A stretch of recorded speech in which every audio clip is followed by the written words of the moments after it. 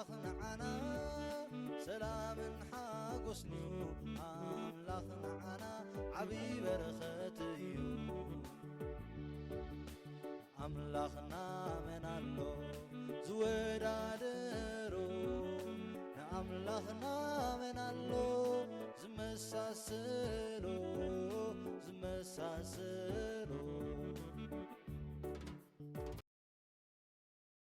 بسم أبن ولدن منفس قدسن حد أملاخ أمين أغزي أبير أملاخنا سلد فتركنا ناب كرسنا سلد صواعخنا ببعينتو قهدون سور ردية سلد هابكنا بزا ليتزيع حليخا كساووان زيع سلد زبزحخنا نمسكنا كالنا أغيتا بزا معالت زيع خحزنكا خبز خيل كل حليخا بتعبي حياونت كان محرت كان نعخاب زحقو صبوك برتراي كم نركب قبرنا مأنتي نايفقر ودخا مدحنينا يسوس كريستوس رفات نايتاد ودخا دنقل مريم صولتن نحلوتنا كلهم ملأختي أمالدنتن سقا زلبسي زلعلم وقالكا زمهرنا صولوتنا رقبنا نبخا مقربالنا ربنا بسماي تنبر سنكاي مسجن من قصخات ومسا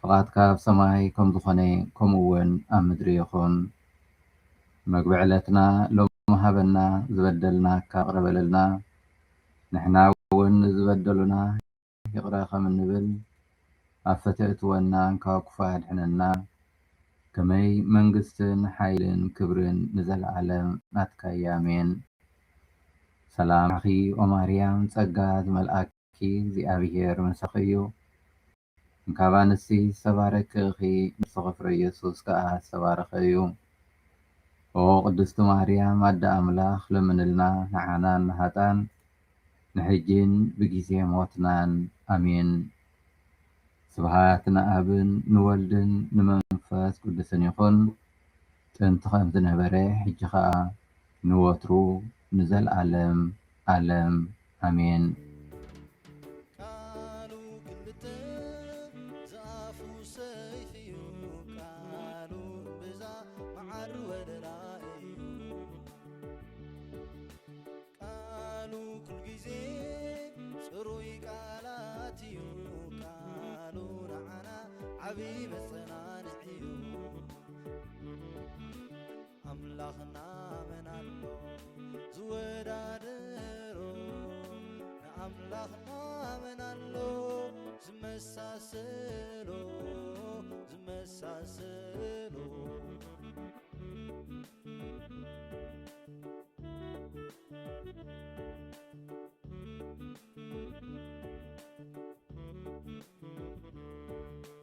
حاكي قويتا نعانا دليخا نعانا نحطان كتصوع مسيكا كندي يفكر تيلبخا كمزي زبالة عبي أملاخيخا أملاخنا من الله زودادرو أملاخنا من الله زمساسلو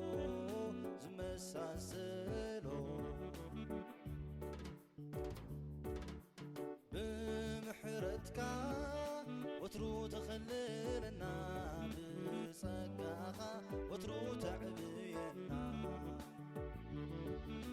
كميلو زي كوينو لا تقبليخا عيدك خمسكانا أملاخنا من الله زودادرو أملاخنا من الله زمساسلو أملاخنا من الله زودادرو أملاخنا من الله زمساسلو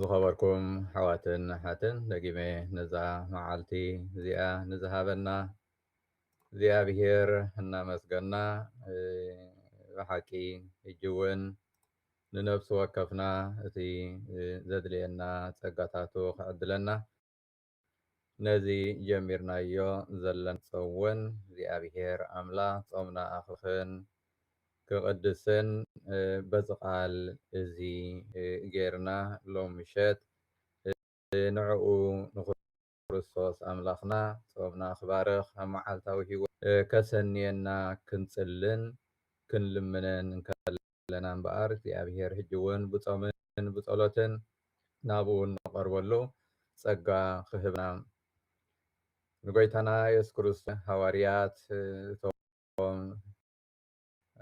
ሐዋርያቱ ዳውያን ስለምንታይ ደቂ መዛሙርትኻ ዘይጾሙ ወይከዓ ደቂ መዛሙርትኻ ዮሃን ደቂ መዛሙርቲ ዮሃንስ ደቂ መዛሙርቲ ፈሪሳውያን ይጾሙ ስለምንታይ ደኣ ደቂ መዛሙርትኻ ዘይጾሙ እናበሉ ክሓትዎ ይርከቡ። ኢየሱስ ከዓ ኣዕሩኽ መርዓዊ ደኣ እቲ መርዓዊ ምስኣቶም ከሎ ክጾሙ ዶ ይከኣሎም እዩ? መርዓዊ ምስኣቶም ከሎስ ክጾሙ ኣይከኣሎምን እዩ እናበለ ክምህሮም ክምልሰሎም ይርከብ። ስለዚ ጾም እምበኣር ኣብ ግዜ ጉዕዞ ጾም ኢና ዘለና ሕማማት ጎይታና ኢየሱስ ክርስቶስ እነስተንትነሉ ጾም ምክልኻል የስምዕ ጸሎት መባእን ካልኦት ናይ ፍቅሪ ስራሕ ምስራሕ የስምዕ። ስለዚ ኣብዚ ግዜ ጾም እዚ እግዚኣብሔር ቤተክርስትያንና ሰለስተ ነገር ተሓተና ክንጸውም ክንጽሊ ናይ ፍቅሪ ስራሕ ክንሰርሕ ናብቲ ልዑል ኣምላኽና እምበኣር በዚ ኩሉ ተግባራት ጌርና ከዓ ናብቲ ልዑል ኣምላኽና ንክንቀርብ ንክንሳሕ ይሕግዙና። ነቲ መንግስተ ሰማያት ከዓ ቀሪባ እያ እሞ ተነስሑ ዝብል ቃል ኣምላኽ ብምስትውዓል ንክነስተንትን ይሕዘና። ምእንቲ ሓጢኣትና ምሕረት ንክንረክብ መለኮታዊ ሓጎስ ንክንረክብ ልዕሊ ኩሉ ግን ሓደ ክርስቲያን ዝጸውም ምክንያቱ ክርስቶስ ባዕሉ ንኩሉ ንዓና ንክምህር ንሓጢኣት ንፈተና ሸይጣን ንክስዕር 40 መዓልትን ለይትን ዝጸመሉ ኣብዚ ግዜ እዚ እውን ተፈቲኑ ዝወፃሉ ስለዝኾነ ንሕና እውን በዚ ግዜ እዚ ኣሰሩ ብምኽታል ኣብ መዓልታዊ ሂወትና ነቲ ክርስትያናዊ ሂወትና ጉዕዞና ዕውታት ኮይና ኣብነቱ ብምኽታል ንፈተና ናይ ዝዓለም ዝን ናይ ሸይጣንን ክንስዕር ንክሕግዘና ኢና እዚ ጾም እዚ እምበኣር ብሓቂ ክንጸውም ዝግባአና። መድሓኒና ኢየሱስ ክርስቶስ 40 መዓልቲ ለይትን ብምጻሙ ነቲ ዝተውሃቦ ተልእኾ ክቀራረብ ክኢሉ ብጾሙ ከዓ ኣብ ልዕሊ ሸይጣንን ሓጢኣት ሓይሉ ገለጸ። ኣብ ወንጌል ማቴዎስ 4:1-5 ከምዚ ዝረክብ እቲ ኣዳምን ሄዋንን ነቲ ኩሉ ጎይታ ኩሉ ጽቡቕ ወይ ፍጥረት ዝኾነ እግዚኣብሔር ኣምላክ ክህብዎ ዘይክእሉ እምነት ብጾሙ ከም ሰብን ኣምላኽን ኩሉ እቲ ክወሃቦ ዝኽእል ክብሪ ነቲ ሰማያዊ ኣቦኡ ክህብ ተረኽበ።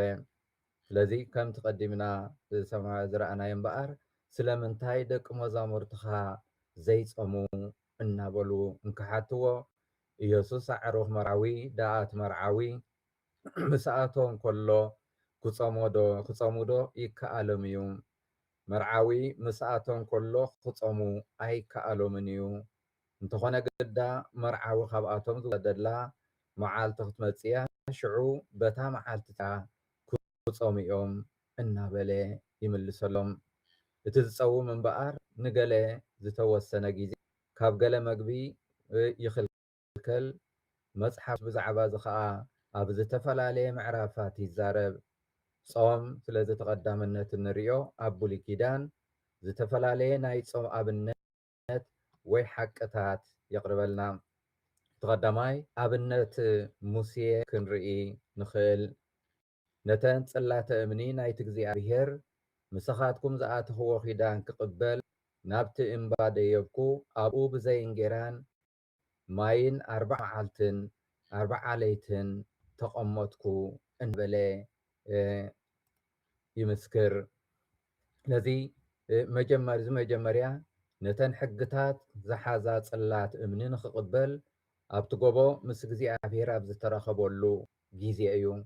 ከምቲ ቀዲምና ዝበልናዮ ከዓ ነተን ጽላት እምኒ ናይቲ እግዚኣብሔር ምሳኻትኩም ዝኣትዎ ኺዳን ክቕበል ናብቲ እምባ ደየብኩ እንጌራን ማይን 40 መዓልትን 40 ለይትን ጸንኩ እናበለ ኣብ ዘዳግም 9 የዘንትወልና። ካልኣይ ነተን ሕግታት ጽላት ሒዙ ካብቲ ጎቦ ምስ ወረደ እስራኤላውያን ኣንጻር እግዚኣብሔር ከም ዝተንስኡ ንምራኽ ወይ ጣዖት ከምልኹ ከም ዝጀመሩ ምስ ፈለጠ ሙሴ ነቲ ናይ ጣዖት እግዚኣብሔር ክሰብሮ ይርከብ። እዚ ከዓ እቲ ሕጊ እግዚኣብሔር ፈሱ ሕጊ እግዚኣብሔር ክኸበር ስለ ዘይረ በዚ ምክንያት እዚ ሙሴ እቲ እንታይ ከም ዝገበረ ቀፂሉ የዘንትወልና። ጣዖት ከምልኹ ከም ዝጀመሩ ምስ ፈለጠ ሙሴ ነቲ ናይ ጣዖት እግዚኣብሔር ክሰብሮ ተረኸበ። እግዚኣብሔር በዚ ተቆጢዑ ንህዝቡ ከየጥፍኦን ከዓ ኣምሪሩ ይልምን። እቲ ሕርቃኑ ንጓህኡን ከዓ ናብ ጾም የብፅሖ። ነተን ክልተ ጽላት ከዓ ካብቲ እግዚኣብሔር ዝኣዘዘኩም መንገዲ ቀልጢፍኩም ከም ዝበደልኩም ድማ ረኣኹ። ዝፈሰሰ ምራኽ ጌርኩም ጣዖት ሰራሕኩም። ስለዚ ካብቲ እግዚኣብሔር ዝኣዘዘኩም መንገዲ ቀልጢፍኩም ኣልገዝኩም። ነተን ክልተ ጽላት ከዓ ካብ ክልተን ኣይደይ ደርብየ ኣብ ቂድሞኹም ሰበርክወን። ከም ብሓድሽ ድማ 40 መዓልትን 40 ለይትን ኣብ ቂድሚ እግዚኣብሔር ተደፋእኹ ይብል። ቀፂሉ በቲ ኩሉ ዝገበርኩምዎ ሓጢኣት ኣብ ቂድሚ ኣምላክ ክፉ ምግባር ዘቆጣዕኹምዎ 40 መዓልትን ለይትን እንጌራ ኣይበላዕኹን፣ ማይ እውን ኣይሰተኹን። በቲ እግዚኣብሔር በኣኻትኩም ነዲርዎ ዝነበረ ኹላኸ ጥፍኣኩም ፈራሕኹ። ግናኸ በታ ግዜ እቲኣ እውን እግዚኣብሔር ሰምዓኒ እናበለ የዘንቱ ኣብ ዘዳግም 9:17-19 خبركم أحوات أحاتن እምበኣር ኣብ ብሉይ ኪዳን ከም ኣብ ዝሓለፈ ንባባት ዝረኣናዮ ጾም መግለጺ እምነት መግለጺ ንስሓ ከም ዝነበረ ቃል ኣምላኽ ብንጹር ይነግረናን ብንጹር ይምህረናን። ስለዚ ንሕና ኣብዚ ግዜ እዚ ክንጸውም ከለና እምበኣር በዚ መንፈስ እዚ ክንገብሮ ጾምና ናብ ንስሓ ናብ ዕርቂ ዘምርሕ ወይ ዘብጽሕ ክኸውን የድሊ። ጾም ማለት ብሓጢኣትካ ተኣሚንካ ኣብ ቂድሚ እግዚኣብሔር ምሕረት ምልማን በቲ ዝገበርከ ጉድልነት ኣቦስኩ ኢልካ ምኽኣል ማለት እዩ። ስለዚ ጾምና እምበኣር በዚ ግዜ እዚ ኣብ ቂድሚ ኣምላኽ ብሓጢኣትና ተኣሚንና ኣብ ቂድሚ እግዚኣብሔር በዲልና ከም ዝኣበስና ንእግዚኣብሔር ኣምላኽና ክነዘንቱ ምስኡ ዕርቂ ክንፍጽም ምስኡ ምሕረት ክንልምን እግዚኣብሔር ኣምላኽና ንነፍሲ ወከፍና በዚ ግዜ እዚ ይጽዋዓና ኣሎም። እቲ ካልኣይ ኣብነት እንወስዶ ናይ እዝራ ክንርኢ ንኽእል። ብእግዚኣብሔር ዝተሓርየ ንህዝቢ እስራኤል ከዓ ካብ ባቢሎን ናብ ዓዶም ኢየሩሳሌም ንኽምለሱ ንኽመርሖም ዝተመርፀ ሰብ እዩ ዝነበረ። ዓብ ሓጎስ ጸቕጢ ናይ ንጉስ ነፃ ኮይኖም ጉዕዞኦም ጀመሩ።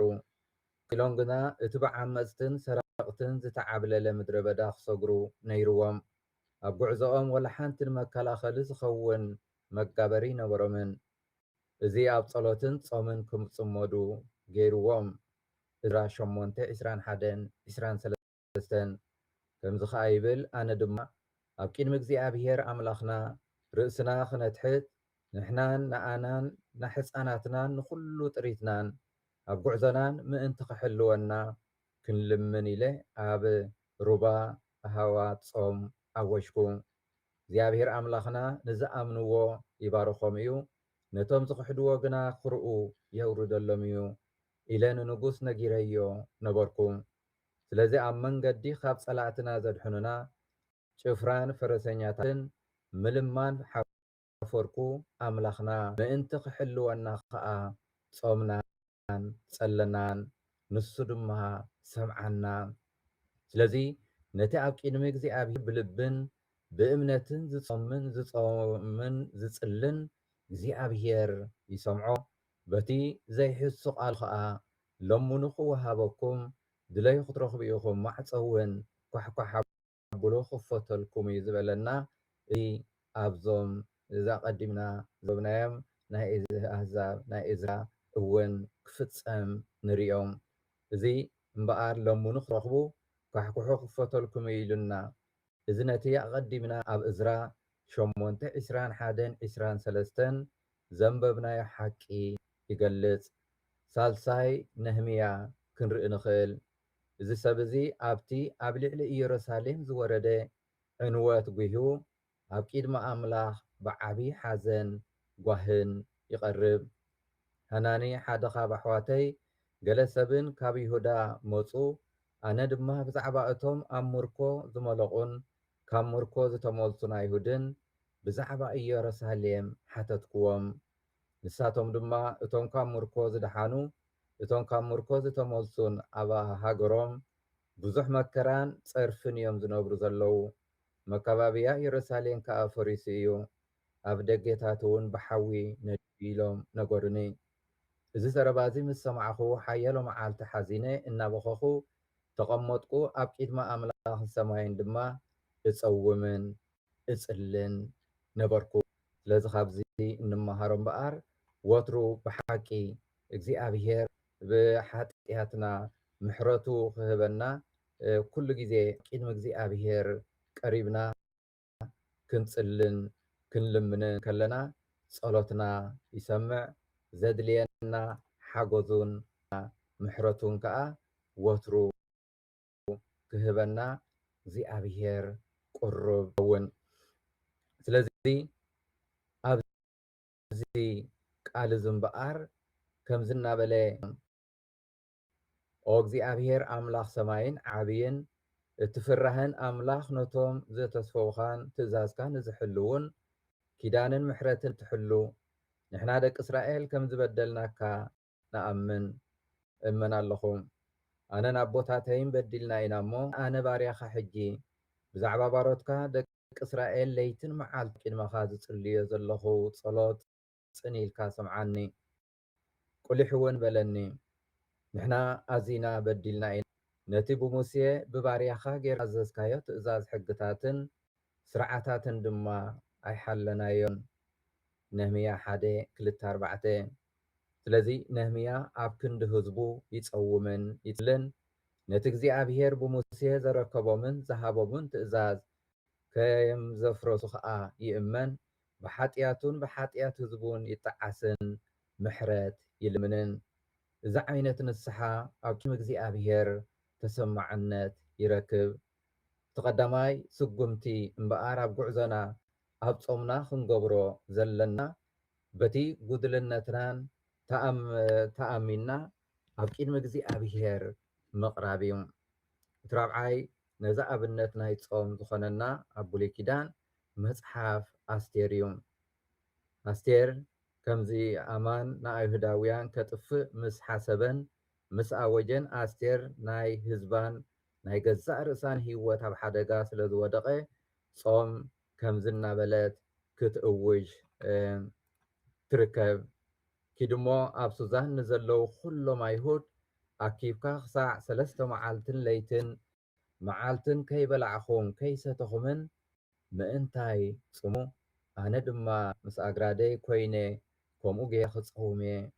ሽዑ ሕጊ እኳ ዘፍቅዶ ዘይፍቅዶ እንተኾነ ናብ ንጉስ ከኣቱ እየ እንተሞትኩ እሙት ከዓ በለቶ። ኣስቴር 4:16። ተኸበርኩም ኣሕዋትን ሓትን እምበኣር ጾም እግዚኣብሔር ዘራኽበና ሕብረት ንክህልወና ዝገብር ቅዱስ ግዜ መሳርሒ ናይ ድሕነትና መሳርሒ ምስ እግዚኣብሔር ዝራኽበና እዩ። ስለዚ ብሓፂሩ ጾም ምስ እግዚኣብሔር ክንረኸብ ዝቐራርበና እዩ። ከምቲ ዳንኤል ዝገበሮ እምበኣር ማቕ ተኸዲነ ኣብ ሓሙሽተ ደቂሰን እናፀንኩ ኣብ ቅድሚ እግዚኣብሔር ኣምላኸይ እልምንን እምህለልን ነበርኩ። ናብ እግዚኣብሔር ኣምላኸይ እናለመንኩ ሓጢኣት ህዝበይ ከምዚ ኢለ ጸለኹ። ኦ እግዚኣብሔር ንስኻ ንዝፈትውኻ ትእዛዛትካ ንዝሕልውን ኪዳንካ እተጽንዕ ምሕረትካ እውን እትገልጽ ዓብዪ ክቡር ኣምላኽ ኢኻ። ንሕና ሓጢኣት ገበርና ኣበስና ሓጥኣንን ዓለውትን ኮንና ካብ ትእዛዛትካ ካብቲ ቕኑዕ መንገድኻ ከዓ ኣልገስና። ዳንኤል 9:3 እዚ ግዜ ዝምበኣር ነፍሲ ወከፍና ክንጽልዮ ዘለና እዩ። ኣብ ቅድሚ እግዚኣብሔር ቀሪብና ኪዳኑ ትእዛዙ ከዘፍረስና ምሕረቱ እውን ከም ዘድልየና ፈሊጥና ሓጢኣትና ተኣሚንና ኣብ ቅድሚ ኣምላክ ክንቀርብ ምሕረቱ ክንቅበል እዚ ግዜ እዚ ነዚ ዝዕድምን ነዚ ጉዕዞ እዚ ዘኸሰንየና ዝኽእልን ቃሊን እዩ። ስለዚ በዚ መዓልቲ እዚ እምበኣር እግዚኣብሔር ኣምላኽና ንነፍሲ ወከፍና በዚ ናይ ብሉይ ኪዳን ቃላት እናስተንተና ንሕና እውን ኣብዚ ግዜ እዚ ሓቀኛ ጾም እንገብረሉ ቅድስና እናሓሰሉ ግዜ ክገብረልና እናሓሰብና ናብቲ ልዑል ኣምላኽና ክንልምንን ክንጽልን ንኸነምልኾ ዝፈጠረና እግዚኣብሔር ምስጋና ይኹን። ኣዴናን መድሓኒትናን ንዝኾነ ድንግል ማርያም ወላዲት ኣምላኽ ምስጋና ይኹን። ብፀድሕነትናን ሓይልናን ፀግዕናን ንዝኾነ መስቀል ክርስቶስ ምስጋና ይኹን። እግዚኣብሔር ኣምላኽና ናይ ንግሆ ጸሎትና ከም ሕያው መስዋዕቲ ተቐበለልና። ኣብ ኩሉ ጉዕዞናን ስራሕናን ኣሰንየና። ሰናይ ዝኾነ ተግባራት ጥራይ እናፈጸምና ከም ንውዕል ግበረና።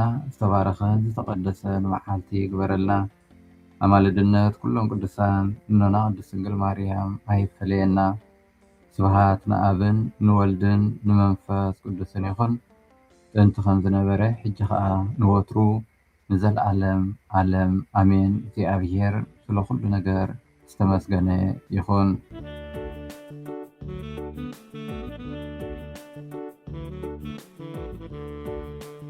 ኣምላኽ ንዓና ዕቆብን ሓይልን እዩ። ኣምላኽ ንዓና ህይወትን ተስፋን እዩ። ኣምላኽ ንዓና ሰላምን ሓጎስን እዩ። ኣምላኽ ንዓና ዓብይ በረኸት እዩ። ኣምላኽና መን ኣሎ ዝወዳደሮ? ንኣምላኽና መን ኣሎ ዝመሳሰሎ?